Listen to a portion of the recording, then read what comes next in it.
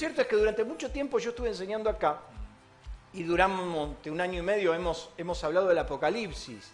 Nos hemos atrevido a abrir la Biblia y decir, bueno, vamos a empezar a hablar, porque muchas veces se hablan de las señales, de los tiempos y del amor y esto. Y todo esto lo que podemos analizar también que puede suceder hasta en la vida cristiana tiene y mucho que ver con las señales que anticipaban el fin. Lo concreto es que en Apocalipsis habla de 7 iglesias.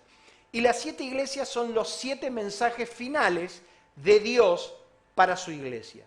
Y hemos visto, hoy no tenemos el tiempo, pero hemos visto cómo cada iglesia representaba un tiempo y una época en la historia de la iglesia por más de 2000 años. O sea que podríamos agarrar, y lo hemos hecho durante ese 1 año y medio, el estudio cronológico y podríamos inclusive identificar cada iglesia en una era. Hay algunos teólogos que no están de acuerdo, otros que sí, pero lo cierto es que la Odisea es la última iglesia de las 7 iglesias. Entonces, si nosotros tendríamos o pensaríamos que esta iglesia es la iglesia del último tiempo, indiscutiblemente tendríamos que estar pensando en la iglesia de la Odisea. Porque ahí en Apocalipsis, en el capítulo 4, está el último mensaje a la última iglesia. Y nosotros podríamos encarnarnos en esa posición. Tanto la iglesia de la Odisea como todas las iglesias comienzan con una palabra que a mí me estremece. Dios le dice a todas las iglesias y nos dice a nosotros y a todos los cristianos, yo conozco tus obras. Los 7 mensajes comienzan de la misma manera y terminan de la misma manera. Los 7 mensajes es, yo conozco tus obras. Y terminan diciendo, al que venciere le daré esta recompensa. O sea, dándonos a entender que el mensaje era muy para todos. Ahora, el yo conozco tus obras significa que vos podés hablar mucho de vos podés hacer alarde mucho de lo que haces, pero Dios conoce en profundidad tu vida y todo lo que haces. Entonces la iglesia de la Odisea decía que ella era rica, que era poderosa, que era la más grosa, que tenían la verdad, que eran los dueños de la verdad y que eran ricos, millonarios, que no tenían necesidad de nada porque era una iglesia victoriosa, poderosa, era una iglesia que le pisaba la cabeza al diablo, era, ¿viste? Esas iglesias fuego, de vida. fuego, poder y gloria. Ahora, Dios dice, tú dices que eres rico, que tienes todo, que no te falta nada. Sin embargo, mi opinión es otra. Y ¿sabes, Jorge? A mí lo que más me impactó cuando Jesús dijo que muchos en algún día dirán, Señor, en tu nombre hicimos esto y hicimos lo otro. Y sin embargo el Señor le dirá, apartados de mí, yo no los conozco. Qué terrible sería enfrentar una eternidad sabiendo o escuchando de parte de Dios que no nos conoce. Y que todo lo que hicimos fue en vano. A veces hay gente que me dice, ¿pero cómo? ¿Se puede hacer algo para Dios en vano? Claro. Hay mucha gente que no tiene a Dios en su corazón y hace cosas buenas.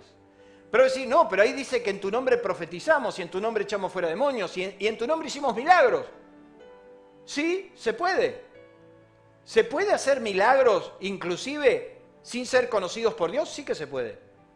Porque la fe obra, porque la palabra de Dios es honrada y nosotros lo hemos visto y somos testigos.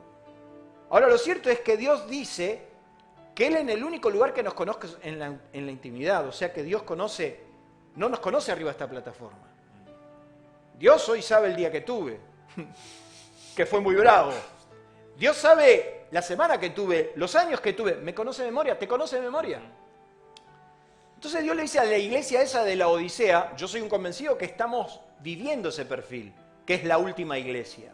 Y creemos de corazón que esta es la iglesia que recibirá a Cristo. Que esta será la iglesia que estará preparada para recibir a Cristo.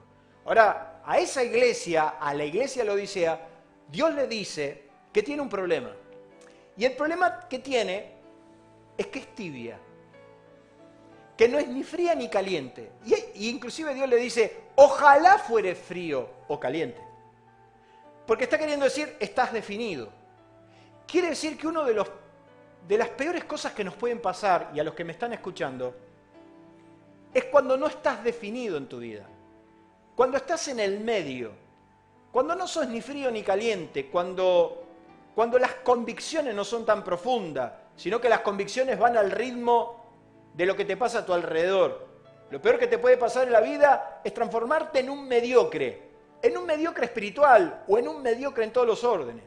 Porque mediocre es aquel que tiene calidad media, tirando a malo. No es ni un extremo ni del otro. Lo peor que le puede pasar a la iglesia es cuando la iglesia se transforma en un estado de mediocridad, de tibieza, donde los compromisos son relativos, donde mi compromiso con Dios es relativo, donde todo es más importante y Dios pasa a un segundo plano. A esa iglesia Dios le recomienda 4 cosas que te quiero dejar en esta noche. Dios le dice a esa iglesia, en particular, muy puntualmente, yo te aconsejo, y es interesante, Jorge, porque Dios, aún viendo que la iglesia no estaba en su mejor momento, le aconseja. Nunca la vapulea, la atropella, la somete. Dios es un caballero. Y de hecho, que termina el mensaje de esta iglesia diciendo que Él está a la puerta y llama. Ahora, fíjese qué interesante, es porque Dios le dice a la iglesia, yo te aconsejo, en primer lugar, que compres de mí oro.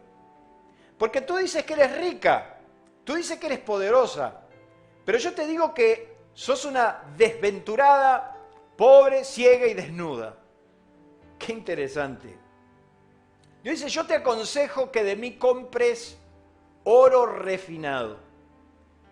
El oro, a lo largo de toda la Biblia, te habla de la divinidad de Dios.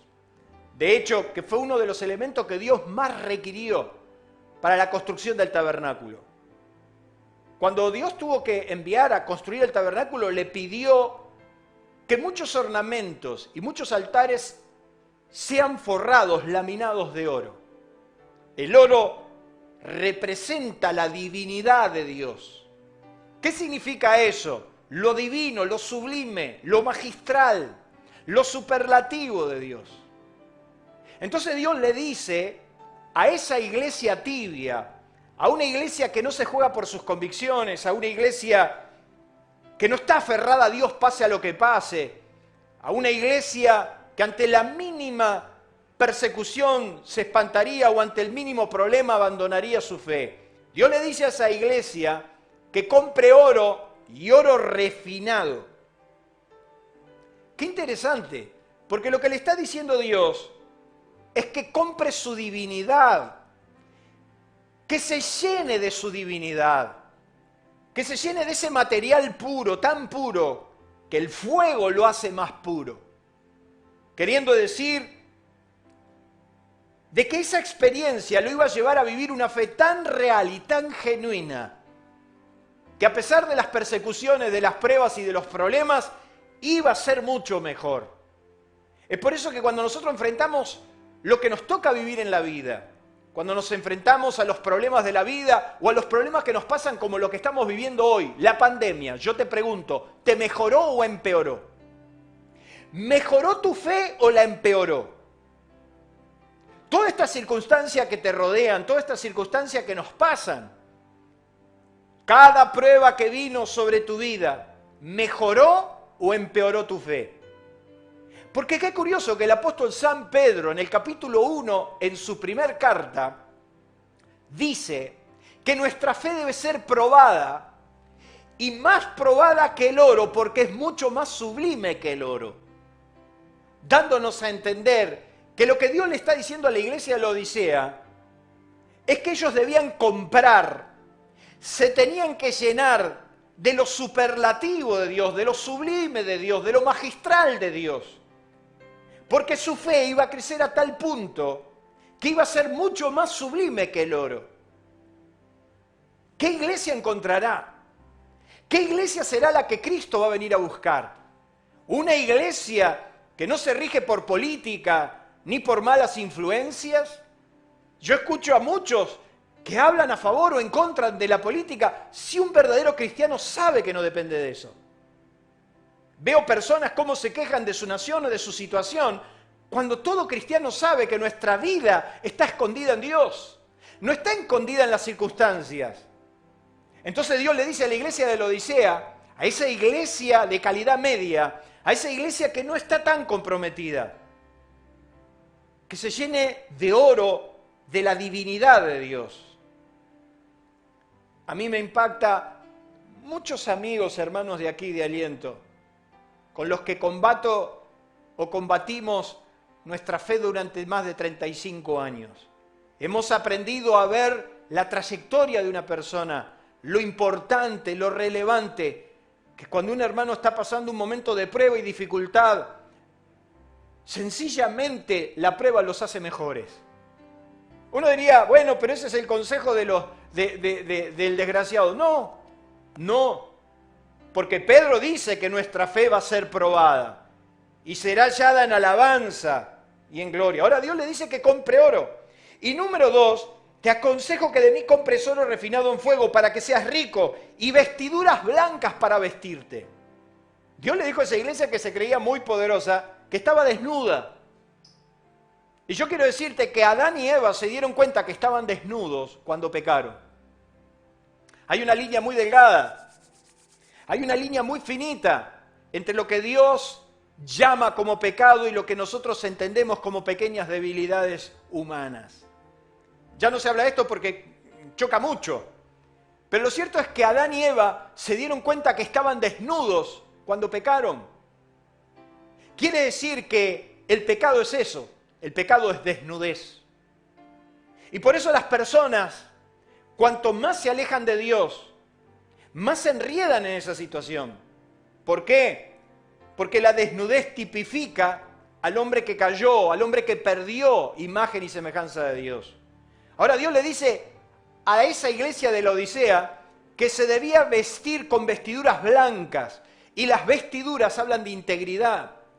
La Biblia dice, en todos tiempos sean blancos tus vestidos y nunca falte el ungüento sobre tu cabeza. Las vestiduras blancas hablan de santidad.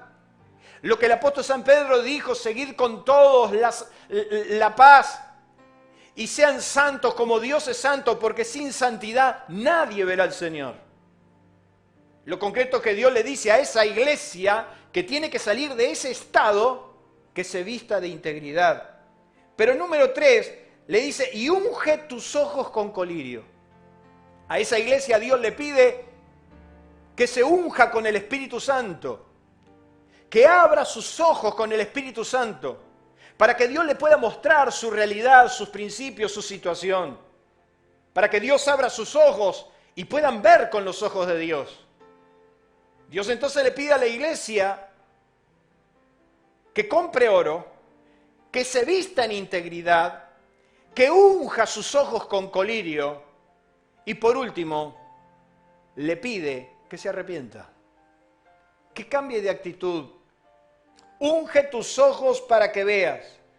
Yo reprendo y castigo a los que amo, sé pues celoso y arrepiéntete. Que cambie de actitud. Yo deseo de corazón que la iglesia sea una iglesia que entienda dónde está parada. Que se llene de Dios, que te llenes de Dios, que me llene de Dios a tal punto que la iglesia sea la referencia del mundo y no el mundo la referencia de la iglesia. Es por eso que termina el mensaje de la Odisea con algo positivo. No es todo trágico. Porque ¿sabe cómo termina el mensaje a la iglesia de la Odisea? En un versículo que se lo hemos dicho a muchísima gente equivocadamente.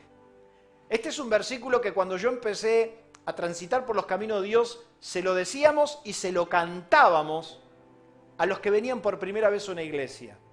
Sin embargo, este versículo que le voy a relatar y que Dios se lo da a la Odisea, se lo dice a gente que conoce de Dios. Y le dice, he aquí yo estoy a la puerta y llamo. He aquí yo estoy a la puerta y llamo. Si alguno oye mi voz y abre la puerta, entraré a él, cenaré con él y él conmigo. El deseo de Jesús. ¿Acaso Jesús no dijo en San Juan capítulo 14 y capítulo 17 que si alguno lo dejaba entrar iba a venir con el Padre a cenar con nosotros, a estar con nosotros? Padre, dice Jesús, yo oro para que sean uno como nosotros somos uno. para que podamos habitar en ellos y seamos uno. La comunión perfecta.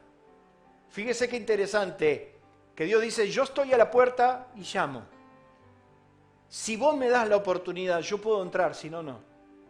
Es por eso que me voy a meter en problemas con lo que voy a decir, pero me meto, porque sé lo que hablo. Yo no estoy tan de acuerdo con que para Dios todo es posible, porque en el contexto que Dios lo dice en un tema específico. Hay una cosa que Dios no puede, hay una cosa que Dios no la puede modificar, y es tu voluntad, porque ese poder te lo dio a vos.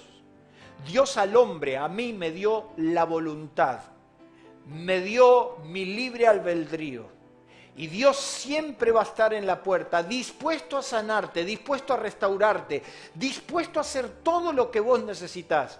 Pero Él necesita que vos abras la puerta. Si no abrís la puerta, Él no te va a invadir. Él no va a entrar. Él no va a entrar porque Él es respetuoso. Dios le dijo a Caín, Caín, ¿qué vas a hacer? No lo pudo frenar. Dios ya sabía que Caín tenía resuelto matar a Abel. Pero sin embargo Dios le dice a Caín, ¿qué vas a hacer, Caín? No lo pudo parar porque la voluntad es del lado de adentro. Es por eso que en esta noche, en esta tarde, vos que sabés que esa puerta tiene una manija del lado de adentro, Dios está a la puerta tuya, mía, de la iglesia. Dios está a la puerta de una iglesia que tiene un compromiso a medias, que se involucra en cualquier cosa. Dios está a la puerta de esa iglesia golpeando las puertas de su corazón y diciéndole, si me abrís yo entro, si no me abrís no entro. Es por eso que en esta tarde, noche, ¿qué le parece si juntos le abrimos la puerta de nuevo a Dios? Si es que se la cerraste. Si no se la cerraste porque las tenés abiertas y le decís, Señor, yo estoy aquí con mi corazón abierto, dispuesto a que hagas lo que quieras con mi vida.